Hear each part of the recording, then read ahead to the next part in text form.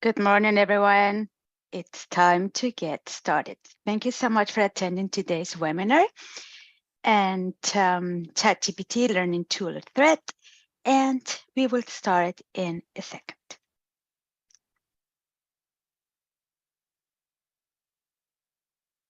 Welcome to the LITE Center webinar on ChatGPT, Learning Tool or Threat.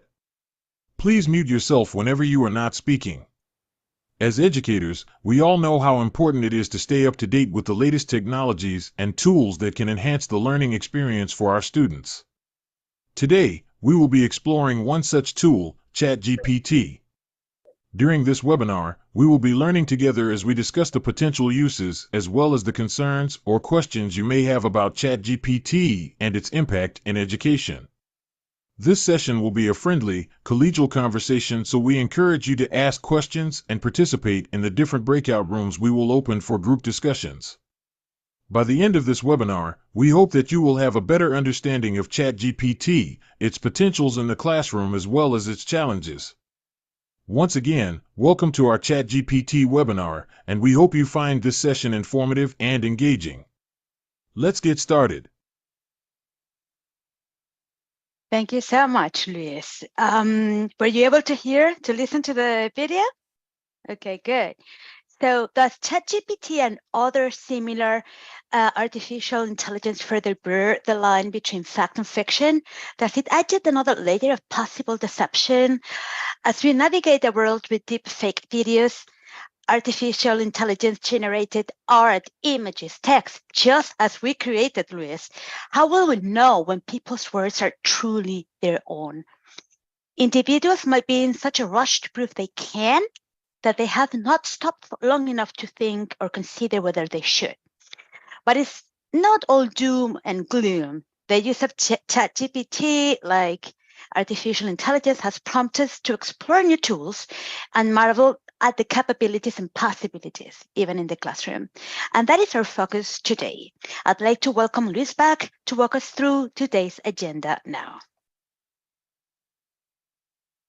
Sure, Dr. Shao Ojeda, I would be glad to. Faculty, today we are going to cover a brief introduction to ChatGPT and similar AI tools. We will consider what higher education has been experiencing according to news accounts over the past 3 months. Then, we will open up breakout room discussions, where you will have the opportunity to join one of 4 discussions. Dr. Shao Ojeda, would you please describe each of the 4 topics? Absolutely. So after a brief overview of the tool, we are going to open up 4 breakout rooms. During this session, you are going to be the one deciding where you want to go. If you want to hop or join or listen into a discussion, you can. So here are the options that you have. You have the privacy and policy student use. You can join this room if you want to explore the privacy policy of ChatGPT, considerations of asking students to use this tool, and how to engage in conversations about this with students in your future classes. You can join the information and literacy breakout room, and in which they were going to discuss the need for engaging the critical thinking brain and understanding how information literacy is crucial to using this tool effectively. If you want to talk or discuss ethical implications, then you join the breakout room number 3. There are several potential ethics issues when using artificial intelligence, right? So from both the students and faculty viewpoints. In this breakout room, we will consider these potential issues and brainstorm ways to resolve them. Stay in the main room if you want to discuss in what ways ChatGPT can be used in teaching and learning and its potential drawbacks. But before discussing ChatGPT, I'm using a Zoom poll that I'm about to open in a sec. I would like to know about your experience with artificial intelligence. Have you used any chatbots or virtual assistants before? If so, how was your experience? So I'm going to open this poll. I am going to launch this poll, and I would like to know who of you have ever used any chatbots or virtual assistants before. And if you have, how was your experience? Was it a good one? Was it a productive one?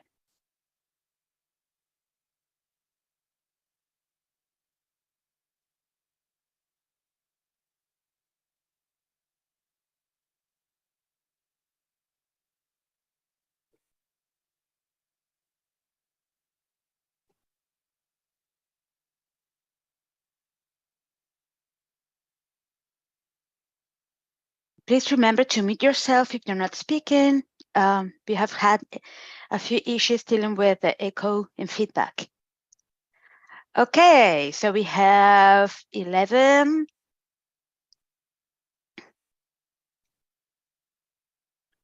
Some of you have never used it. Okay, let's see. Then let's share the results.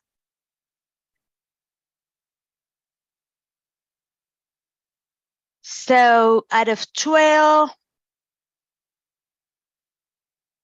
some of you have used it. You may have. How do you find it great and productive?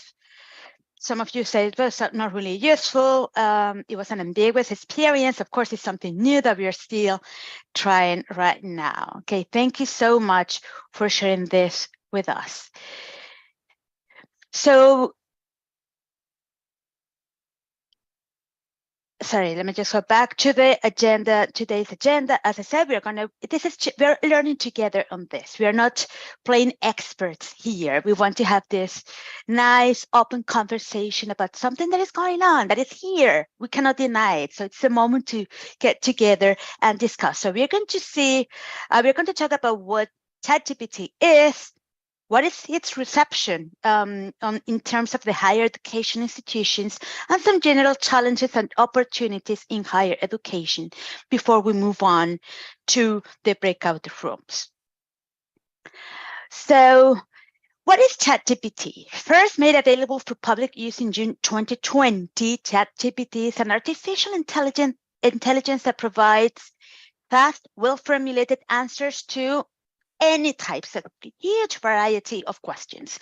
The chatbot is based on open artificial intelligence, large language model, and is trained to conduct dialogues with a human user, such as answering questions and composing sentences. Actually, ChatGPT is able to answer your questions by being very good at predicting what's the next word in a sentence, and is actually based on the question asked. In addition, ChatGPT remembers your conversations and can respond to previously asked questions and given answers. As a result, you can ask ChatGPT for clarifications or go deeper into a topic. And this chatbot is actually trained to billions, I'm not talking about millions, but billions of sources, and can provide answers to a huge number of questions. I read somewhere that it can actually be compared to Google, but unlike Google, ChatGPT also summarizes the sources for you. There are certain characteristics of this ChatGPT tool. Can generate text in response to prompts that you give it. It has been trained in such an amount text data that it's able to understand and generate text in a wide range of topics and styles. And it actually uses natural language to process input and output.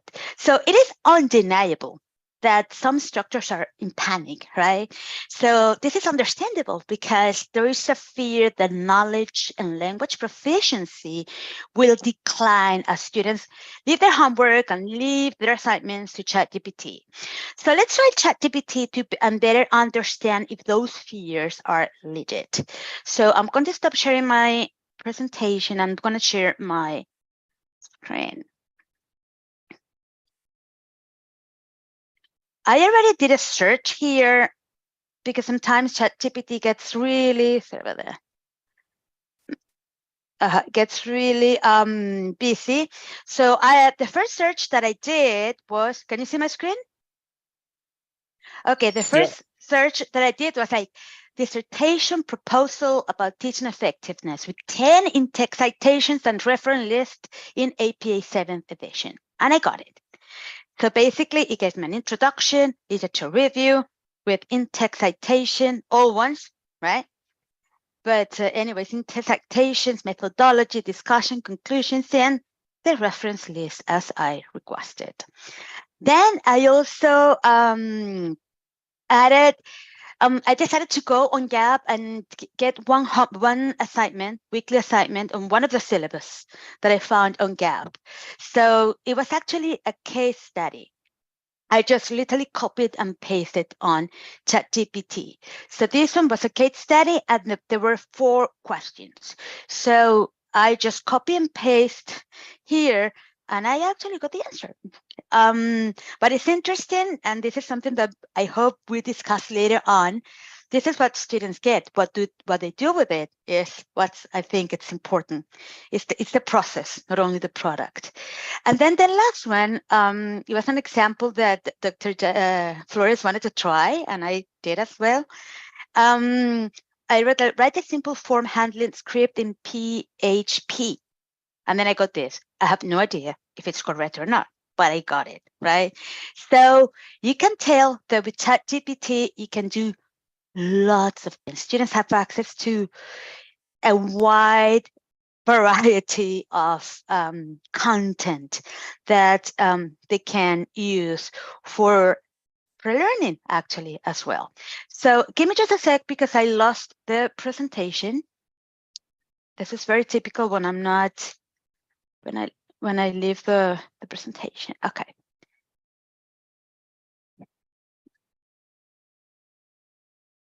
Okay. Sorry about that.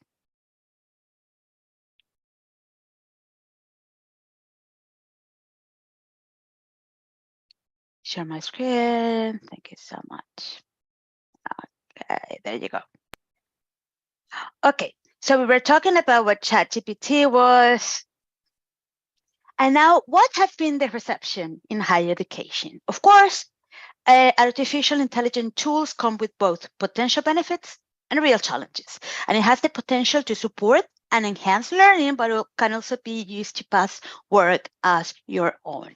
So educational leaders around the world say that there are also concerns about how technology could rob students of valuable learning skills. And one of the first things educators have raised is the risk of students using ChatGPT for plagiarism. Some have gone as far as to predict that this spells the end of homework. In response to this, we are already seeing articles talk about the future of homework and how the task will shift to being about the ability to evaluate and edit the artificial intelligent output. Some academics warn that ChatGPT actually democratizes plagiarism. Some students have been open about using the technology to help them write essays in the perfect academic language. It's like free ghostwriting for everyone, right? But there are examples that show that ChatGPT's responses can actually be factually incorrect. Others are more positive about this AI tool and see ChatGPT as a game changer in the classroom, just like the calculator back when it first appeared in the mathematics courses. Students got the right numbers, right? But they now needed to understand and be able to explain what those numbers meant in a given context. And I remember that. Well, I'm not that old, but I remember when I started statistics, I used pen and paper. And then statistics one, and then the second one, I had the calculator, and my professor freaked out. He did not allow us to use the calculator. He thought we were not learning if we did. So some instructors also see ChatGPT as a valuable learning and teaching tool that provides instant access to information while providing students with practice and feedback. So as we can see, there are mixed feelings, right, about this tool and its potentials in the classroom. Now, here are some general challenges and opportunities that I found. This is research that I've been doing. I mean, like it's new, and I'm just here again. I'm not an expert. We are here to learn together. But I found in these articles, and everyone is talking about ChatGPT in education. What are the general challenges and opportunities that I saw in most literature that I read? Is that first of all, although ChatGPT has been trained on vast amounts of data, it may still produce inaccurate or biased information. This can be especially problematic in subjects like history, social studies, where different perspectives and interpretations are common. ChatGPT also may struggle to understand the emotional or contextual nuances of human communication. This can be a barrier to effective communication and may make it difficult for ChatGPT to provide appropriate feedback or support, of course. ChatGPT may not be able to provide personalized learning experiences for each student, as This is exactly what we want, as they may not have access to individualized data about learners' interests, strengths, or weaknesses. This can limit its effectiveness in adapting to learners' needs and preferences. Using ChatGPT as a teaching tool requires access to technology and internet connectivity, right? So, which may be limited in some areas. This can create inequalities in access to education and limit the reach of ChatGPT as a teaching tool. The use of ChatGPT also raises ethical concerns around data privacy, ownership, and bias. Despite these challenges, ChatGPT has the potential to enhance education by providing learners with instant access to information, answering their questions, and supporting their learning at times. Educators and learners can work together to overcome these challenges and harness the benefits of ChatGPT as a teaching tool. So some opportunities that we can see here is that ChatGPT has access to a lot of data, right? Information and different types of topics. So learners can ask questions and receive instant answers at all times. It can also be used as language learning support because this tool can provide learners with opportunities to practice writing in different languages.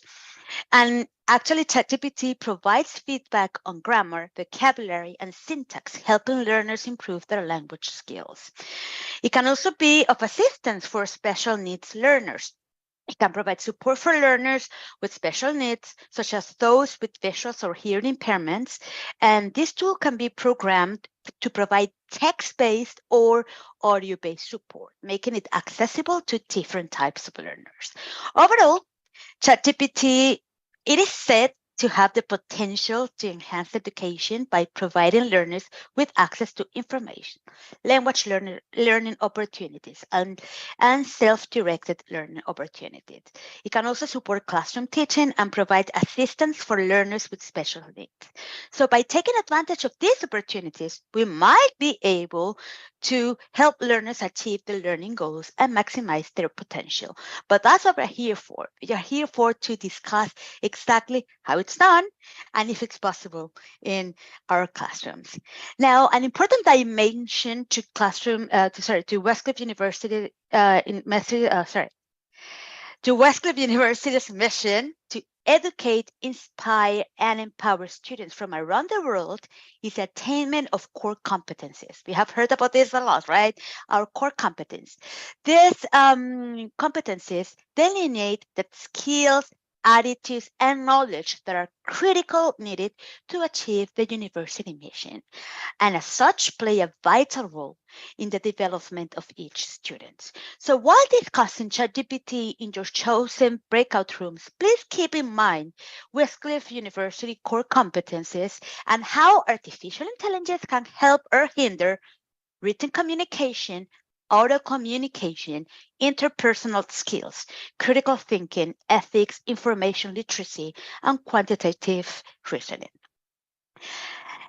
Now, ChatGPT has given us all interesting things to imagine and worry about, right? So the tech is here and it's not going anywhere. So banish this tool is actually pointless, right? So we better learn to live with it and face the challenges. That is why I'm about to open the 3 breakout rooms for you to select which one to join. This is how we will be working today in the next 25 minutes. So first, you're going to decide on, let me just move this. First, you're going to select a room that interests you the most. So think about, I'll show you the rooms later on again.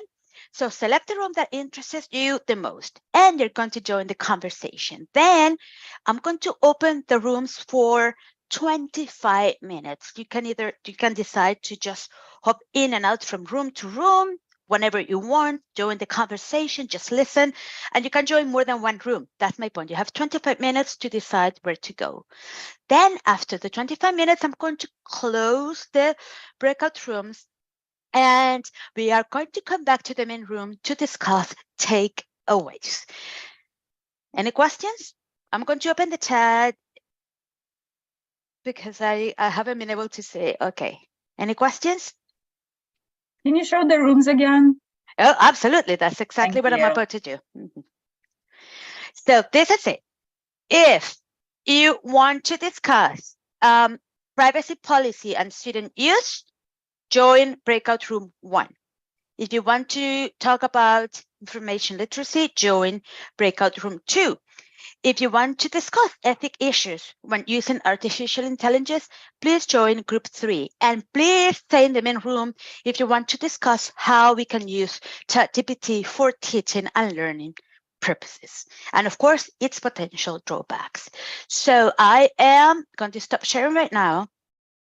And I am going to open the breakout rooms. Any questions before we move on? In each room, we will have a LITE Center member helping facilitate this discussion, so you won't be alone. I am going to open all of them. You actually have the names of the rooms on top. Oh, but I'm gonna have to, okay, no, I'm gonna have to do it again because it's not asking me, it's asking me to assign you manually. Sorry about this. Okay, Perhaps and it's helpful. asking AI to help you might help. Yeah, sure, please. It said I open the rooms, but then I need to assign everyone manually. It's very strange. I don't have the opportunity to. Okay, if I close the rooms right now and we recreate them, did you select like Let's do that. In the options. Recreate. Okay, get it. Okay, thank you so much. Okay, so I'm gonna recreate. Oh, sorry, I'm doing it. Sorry. Oh no, I did it already. Oh, you did? Okay, great. All right. Okay, shall there we you write go. our names where we want to go? Let me share that again. I'm sorry about that. So if you want to discuss information literacy, number 2, privacy policy and student use, number 1, ethical implications 3, and if you want to talk about critical thinking, teaching and learning, please stay in the main room. See you in 25 minutes. Okay. Join the breakout room.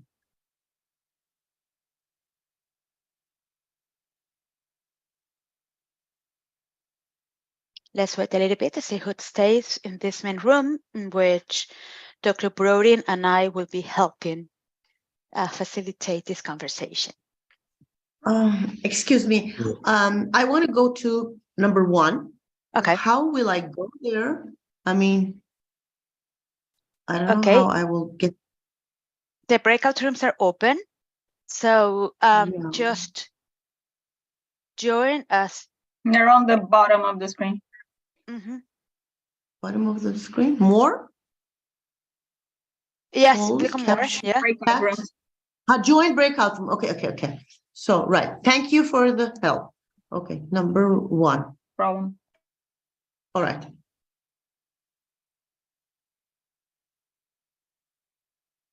Okay, let's just give a couple of minutes to see who else is going to join the other groups. Let's see the time. Okay.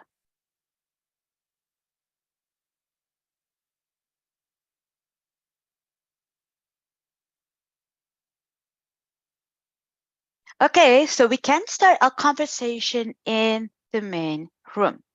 So I actually wrote a few questions on the slides, but this is actually an open conversation. And again, we're not playing experts here. We are not at all. We are just trying to understand how we can take advantage of this technology that is out there. It's not going anywhere. So we need to discuss it and see how we can take advantage of this tool. So what role do you see artificial intelligence playing in the future of higher education? Let's start with this discussion. You can use the chat box, you can open your mic and participate. Hi, this is John Ohashi. I teach business law at the Irvine campus, and the issue I have with ChatGPT, I'm looking for very practical guidance here. For example, for one of the things is I asked ChatGPT, I basically input the first week's discussion question almost verbatim into the ChatGPT. In this case, it was an essay discussing how business ethics are similar to or different from a person's personal ethics. That's all I did, put that in there. And it generated a very respectable answer, which if I got from a student, I would, give it an 80 plus, So as I got the first week's DQs coming in, I won't say that, that they are exactly like the ChatGPT response, but they were all structured, most of them were structured similarly, addressing specific issues that, which lead me to believe that, we got to be realistic. These students, what we call them, they're tech natives, we're tech immigrants, they've got this thing figured out. So I'm looking for practical advice. What do we do? Do we, yeah, they're supposed to evaluate and edit. Yeah, that's a great skill, but how do we take that into account in what we are doing with our classes? Absolutely. Absolutely. Thank you so much for your participation. And yeah, that's a concern. It's out there, and we really need to learn how to use it. And unfortunately, well, let's say fortunately first, Turnitin, which is what we use for our assignments, is actually recognizing ChatGPT, but not completely. They're just taking the first steps. So it's really, really a challenge right now. Dr. Webb, you're raising your hand, so please go ahead. Yeah, one of the key things to remember is the ChatGPT is nothing like the tools we've used to seeing as far as like that they're using for detecting plagiarism. Because remember, before the technology we were using before, it would go out and in the internet, it's using like what's called a web crawler, and would find articles that are already pre-written, already published, already at least out there. And then like for whatever it is that you ask the student in the discussion, it would look for an article like that, bring it in, the student copy and paste it. Now with tools like Turnitin, it'll be able to go out there, Turnitin can go out there and find that same article, and it'll give you a match of 20%, 30% or whatever.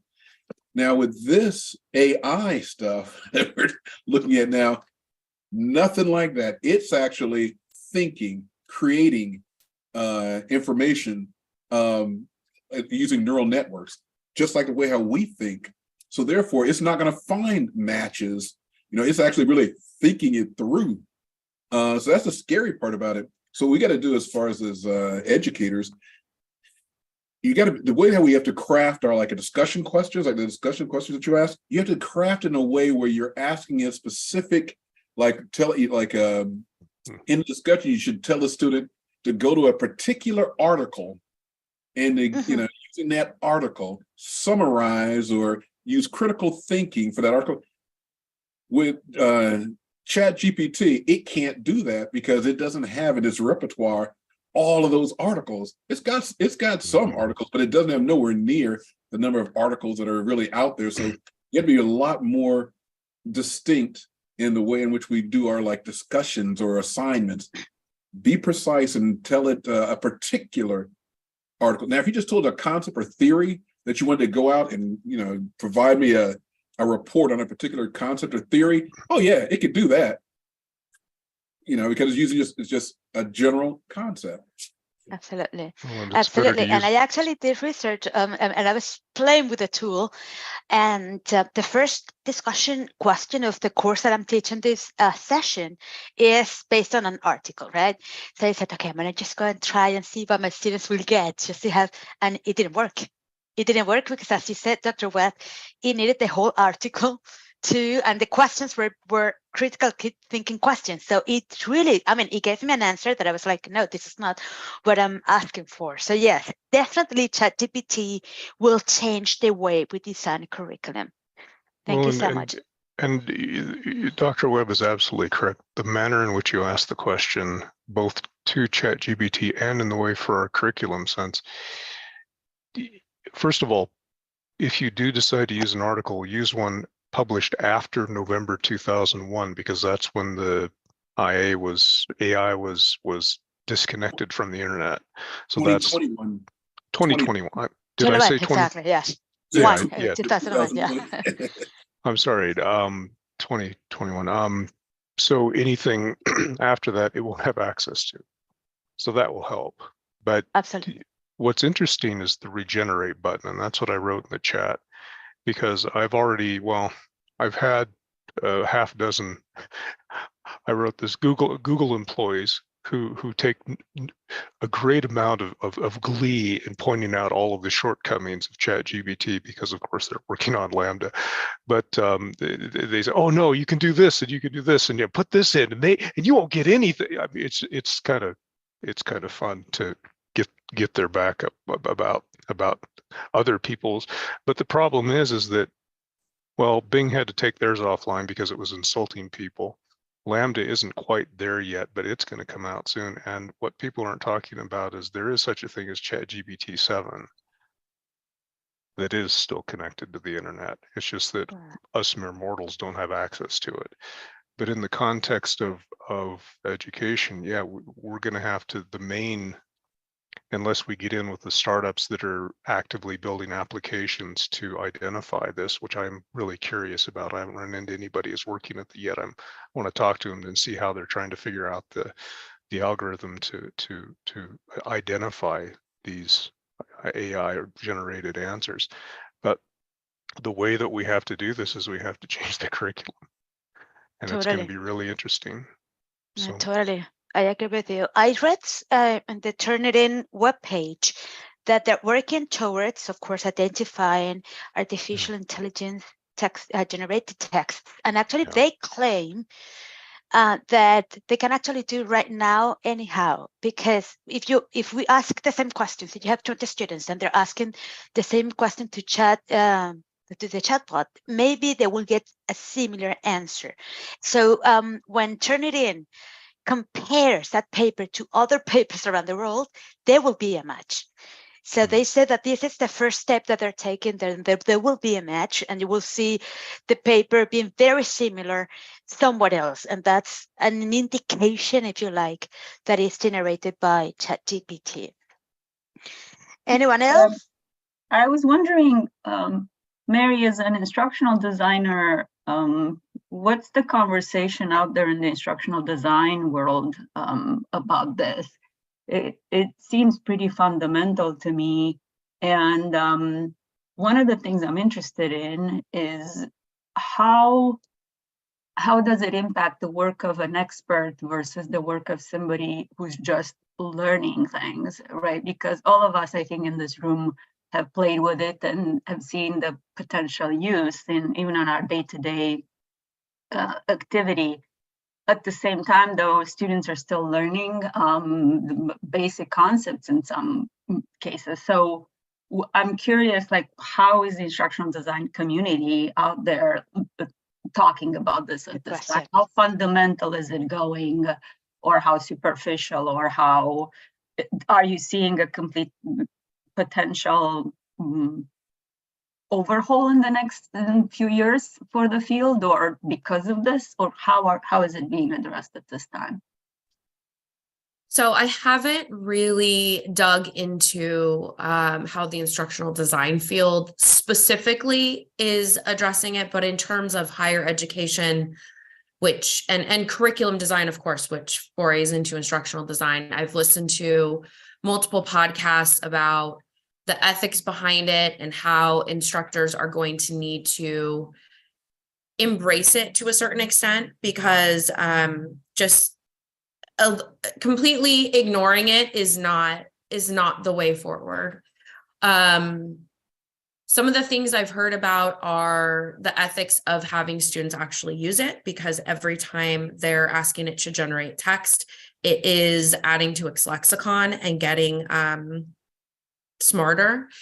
Additionally, the issue came up of the fact that, yes, this is open source at this point, but what's happening is every time someone uses it, is the company that owns ChatGPT is getting more and more information, which is allowing it to grow and become smarter. So there's that aspect of it as well. Like when we're asking students to try anything, right? Like we need to read the fine print. Usually we don't. We're like, oh, let's use Loom, let's use Pear Deck, let's use, I mean, it runs the gamut when we're asking students to create accounts, maybe for Kahoot, to create a quiz if they're in an education program and we want them to demonstrate what they can do. We need to be more cognizant of when we're asking students to use it, if we are going to design curriculum that's going to ask them to use it for an assignment, that aspect of it. Okay, to the other point about, are we going to have to overhaul curriculum? I think there's a lot to be said for pulling specific resources from, articles, from peer-reviewed articles, using tools like, and I know we discussed this yesterday in another meeting, utilizing assignments that are pre-created by an outside party, such as like MindTap, or another option I know we've played around with is Xanadu, which is curating stuff for open educational resources. So tapping into things like that that are more case-based and specific-based, that are not as general, that something like ChatGPT can gain access to quickly. Although I really think that's going to change as it gets smarter and we continue to utilize it and essentially feed the beast every time we use it and ask it to generate text. So I think in terms of, as I'm thinking on my feet here, as in terms of in the instructional design field, how we're going to have to pivot is we're going to have to try to create curriculum that is one step ahead of ChatGPT, if that's even possible, but additionally figure out how to use it for the benefit of students. So for example, and I've had conversations with Professor Constant about this as like and heard about it in podcast episodes as a way to like, okay, so use this as a way to brainstorm for a paper, to come up with some basic ideas, maybe as an outline or a prompt or, a potential thesis, but then the student has to prove that they've actually done research in Learn or something like that. So curating assignments, I'm not using the correct term, creating assignments that allow for a happy medium, because as we're teaching our students to become more sophisticated potential employees, we need to allow them to utilize the tools that are at their disposal that eventually are going to be utilized across the board in different industries. Okay, I hope that long-winded answer answers some of your questions. Yeah, thank you. Yeah, I have others, but I want to hear what others are saying. Thank you. Yeah, thank you so much, Dr. Tănăsescu. I just wanted to add that I also read, and I know that the curriculum champions will be working on this, have been working on this, is creating these assignments and these assessments in which the products is not what matters, but the process. And I really like every time I was doing research for this webinar, I really love the analogy of the calculator. When the calculator first showed up in the classrooms, I can only imagine math teachers going like, no, because what we thought was learning was just to do numbers.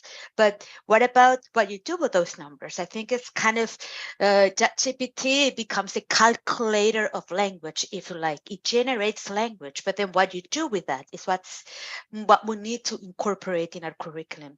I attended a webinar a couple of weeks ago. Of course, it was based on teaching language, right? So it was more for language learners, but I loved it because it showed how ChatGPT is being used. It's not like can be used, is being used right now to help students learn any language. In this case, it was English. And then, for example, I took notes actually, and I'm going to check them. They used ChatGPT as starting point, as Mary said, just to brainstorm. And then everyone was using ChatGPT in the classroom, and they got together and they improved the essays that they got, and they highlighted the words that they didn't know.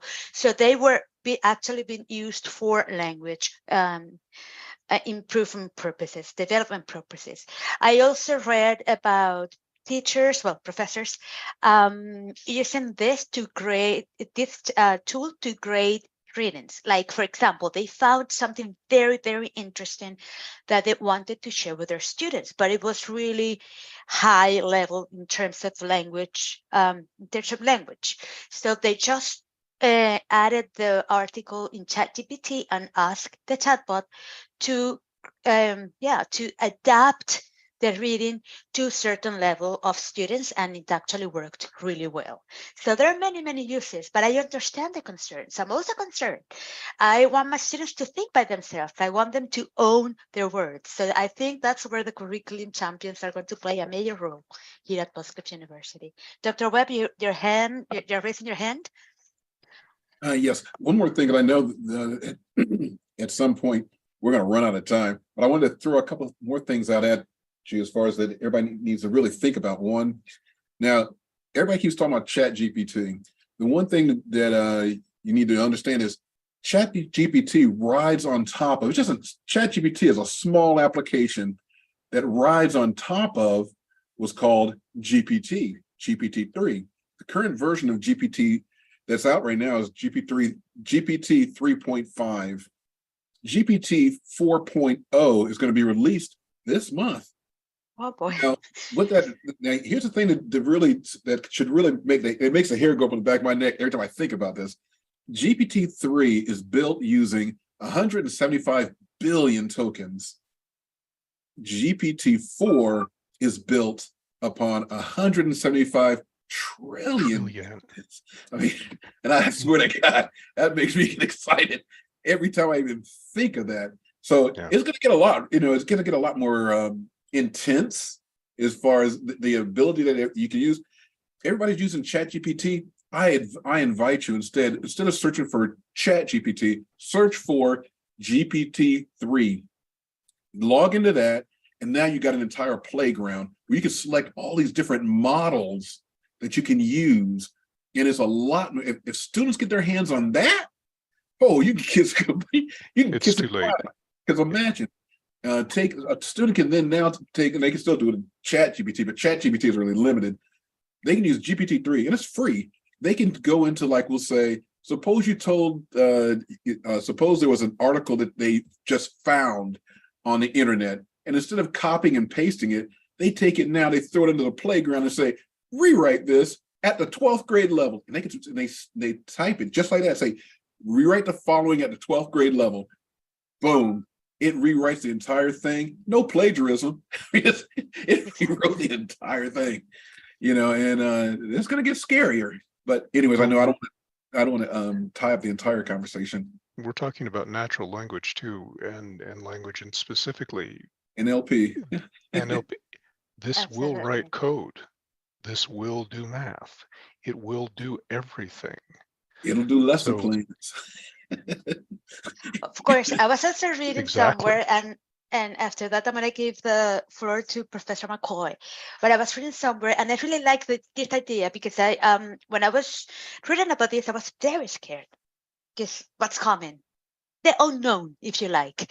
And then I read someone saying, well, let's not be that negative about this. Let's not students are, they're going to plagiarize. Let's think about them like, okay, they're attending university to learn, and they know what it takes to learn. So when I think about that way, like, okay, I'm not going to think that my students are potential, are going to plagiarize, but they're going to use the tool to help themselves to learn, then it's not that scary.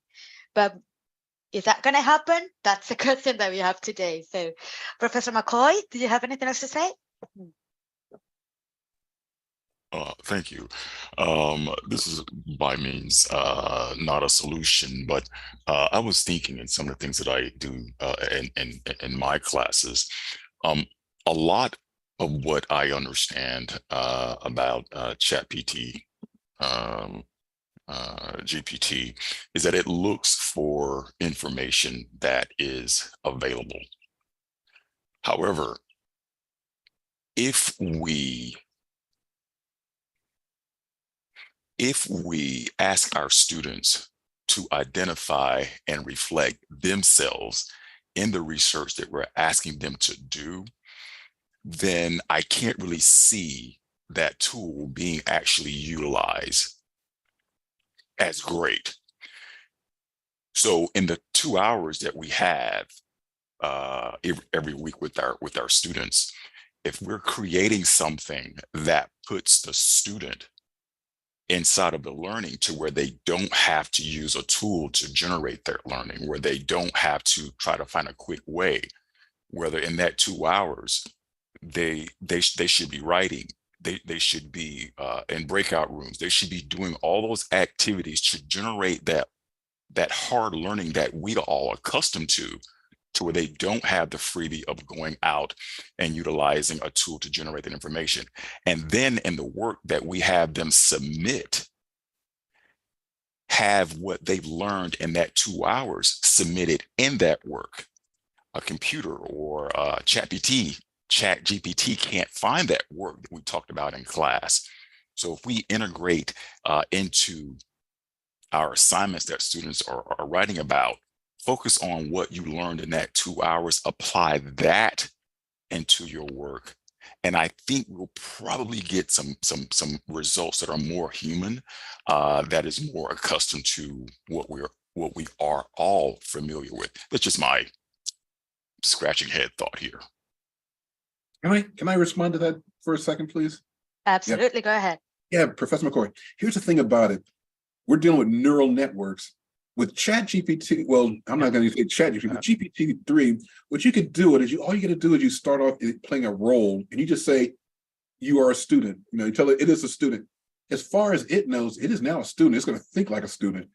Or you can just pass to it just a summary of whatever was discussed, and then now tell it, anything, and it will actually think. It'll even make up stuff. That's the crazy thing about it. Because it really thinks. It's thinking like whatever you told it is. Again, that's the scary part. So to try to put that human aspect in it, you can even take the university goals, mission, and values. You could take. I almost slipped. I almost said I can take. You could take. I would never do anything like that. But you can take the university's value, mission, and goals, and you can tell it within GPT, and you say, the following are the value, mission, and goals of the university, and then just paste the entire thing in there. And then now you can ask it any question you want. You can tell it to formulate this, formulate that, do this, do that, and it'll do it all based on in its thinking using these as its data source. So context. Yes, the context, exactly. So yeah, no, that's again neural networks. And that's the other thing is, go ahead. There was an element of restriction there in what Mark was saying. So, and I've heard that.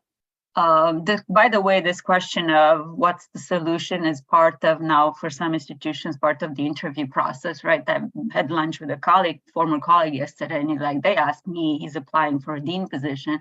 They asked me to write this thing about how I would address the GPT and AI, and people are talking about more proctored exams. They're talking about more classroom observation, more practical pieces, right? For students to learning assessment to happen on, skills. You've got certain fields in which the graduate will absolutely have to be able to perform things that will need to be observed.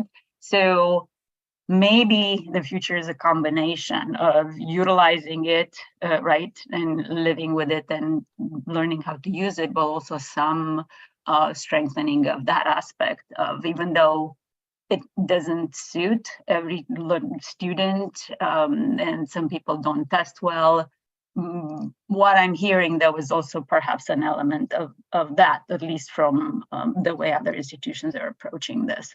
It's going to take some time to catch up, though. I've heard the exact same thing. People are frankly going old school on this problem. They're going back to proctored exams, to comprehensive exams at the end of a, like many of us went through, and then many of our students in different educational systems, they've had to go through end of year or end of term comprehensive, no books open, no use of technology. They have to sit in front of you. Now, how that's going to work out in an online setting, that's an interesting, but it can be done. I mean, PMP, ham radio license, they have online proctored exams where you have to have your camera on and you have to have kind of a broad spectrum view of what you have on your desk. But that's the only way that you're almost going to have to go back to pen and paper in many aspects in order to, you use the tool to educate the people, but in order to test them, that's where the thing's going to get really interesting, isn't it? Absolutely. Because they're going to have to synthesize rather than rely on the machine to do it for them. Absolutely. Well, I want to welcome back all the participants to the main room. And we were having a really nice conversation and discussion here because there is a real concern that academic standards could suffer if students start to depend on the technology ChatGPT provides. And this is what we have been discussing in the main room. If students stop learning how to write essays themselves and they use ChatGPT to do their homework, some educators say, well, the students could become extremely incompetent and addicted to ChatGPT. But I believe there's still far too little data to support such fears. ChatGPT has only been out for a few months. Although after what Dr. Webb commented, I'm scared now. So it is a fact that plagiarism has always existed, and students' motivation to learn, I believe, should not be underestimated. So we should start believing that students go to university to learn, not to plagiarize, as I said when we were having the discussion in the main room. So after having discussed for the last 25 minutes, your fears, your ideas, and potential use of this technology, let's discuss as a whole group, how can higher education institutions, how can Westcliff University use ChatGPT as a tool for teaching and learning? And what do we need to consider before making this decision, whether banning or embracing this new tool? So please feel free to jump in and give your opinion about this. You can raise your hand if you want, but you can also open your mic and comment. And please share with us the takeaways. Can you please connect this question to the great discussions that you had in the other 3 breakout rooms? Okay, I can share Sure, some Dr. Nina, go information. ahead. Yes. Yeah. So I noticed based on my students' paper, I noticed some of the students really have very old in-text citation when they write their papers. For me, I understood, so this is not their writing. So it is mainly, especially if we use, for example, textbook, the 5th edition, and in their text citation, they post the 1st edition. So it creates like many concern from my end about the resources. What I do, I can use this as approach for them to teach them how really to search for accurate articles related to the topic. For example, we say we need to have 5 years old only articles. So this is good approach just to let them know how to search, what articles we use. What do you mean with like 5 years articles? Why we search for 5 years articles? So this is one approach we can use. They plagiarize, they use ChatGPT, but we can use the content itself and specifically the in-text citation to guide them how to research, and how to search specifically for more updated articles. This is my viewpoint. Thank you. Thank you so much, Dr. Nina. Thank you for sharing this idea. Anyone else?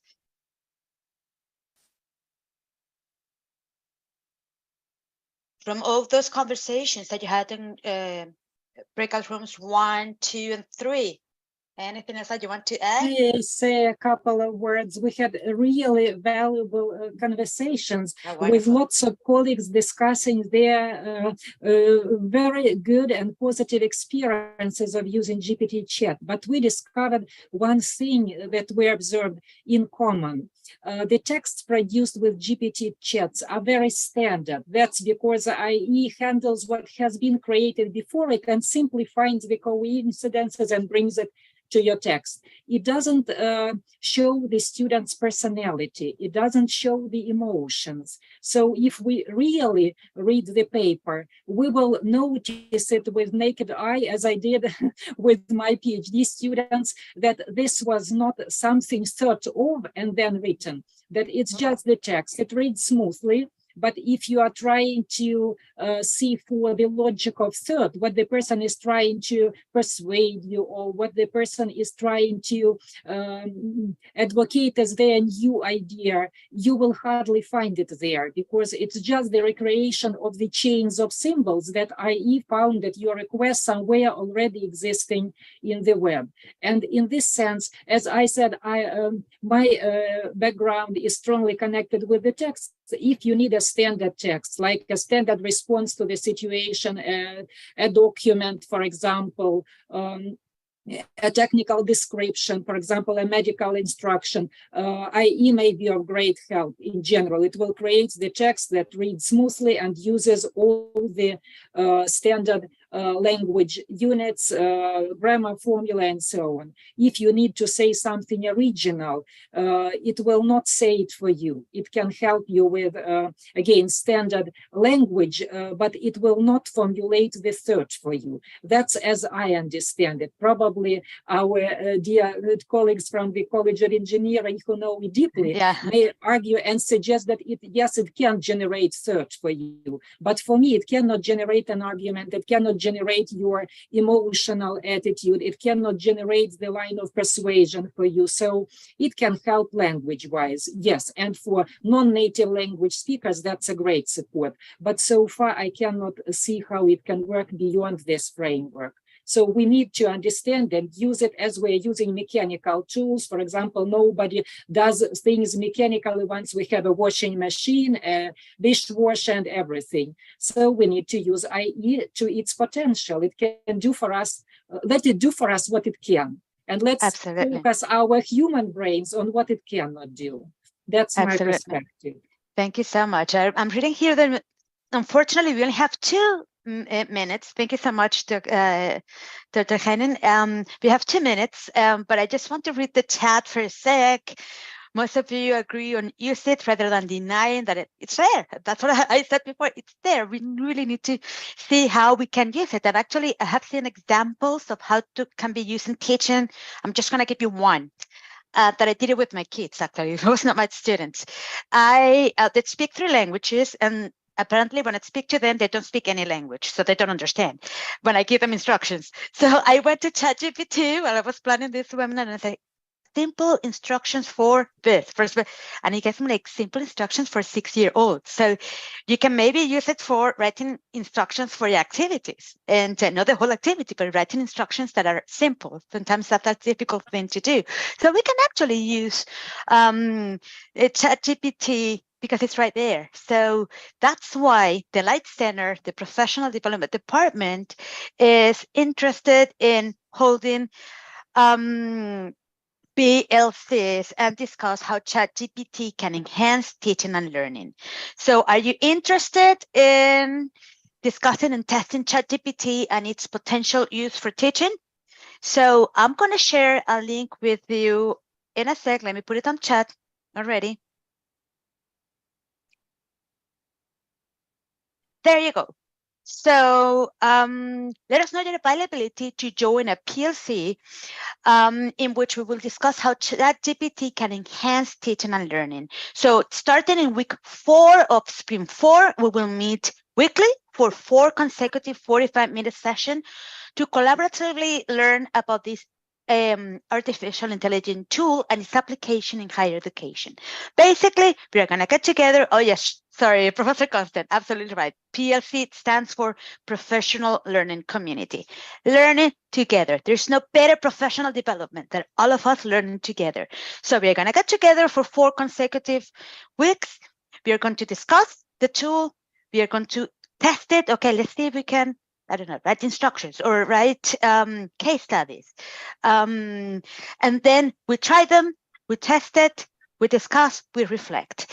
And the idea is that we all learn together. And of course, I'm going to be collecting data and share our findings with the Westcliff family. So I'm excited about this.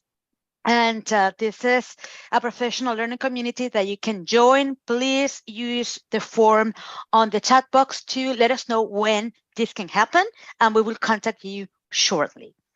Now, excuse me. Sorry, yes, sir. Actually, I think we need a permission. It is asking for the permission. So can I use permission? Yeah. Okay, so give me just a sec, please. Let me stop sharing. I just tried before. Maybe you need to use Westcliff email address, our colleague from Nepal. So okay. maybe you need to use Westcliff email address. This is the reason. Well, it shouldn't be the case. It shouldn't be the case, but let me share it again with you, with all of you. Where is the chat box? Okay. We have faculty here from King's, from President. Oh, this is wonderful. Welcome, everyone. I'm excited to have you all here. Yeah. Okay. Oh, let me just. Maybe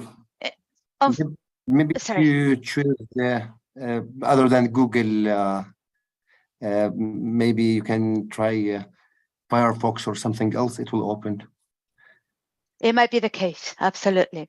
So we don't have time for questions right now. Unfortunately, 1 hour is not enough to discuss ChatGPT. I understand that, but I don't want to miss the opportunity to invite you to the next, not only to the PLC on ChatGPT, but also to the next CAPRI webinar that we are going to be holding on Thursday 13 at 8 a.m. and 12 noon. So it will be facilitated by Professor Jocelyn Sorensen, Head of Curriculum, and it will be about exploring contextualization in CAPRI.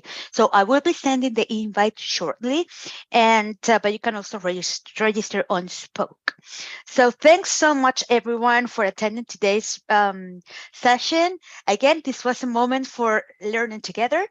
There will be more meetings like this as we learn how we can use ChatGPT. So it will not only be the PLC that I just invited you to, but also other webinars in which we will come together and learn about artificial intelligence in teaching and learning. So Dr. Amarin, last. Yeah, thank you. Last question. It is 13 April. Sorry? 13. It's April, yes. April, okay. So just it's 13 April. I will send the invite very shortly, okay, maybe after this, okay? So thanks everyone for attending today's webinar. As you know, the LITE Center is here to help you. We are a family, we're a community of instructors helping each other to enhance teaching and learning. So thank you so much and see you soon.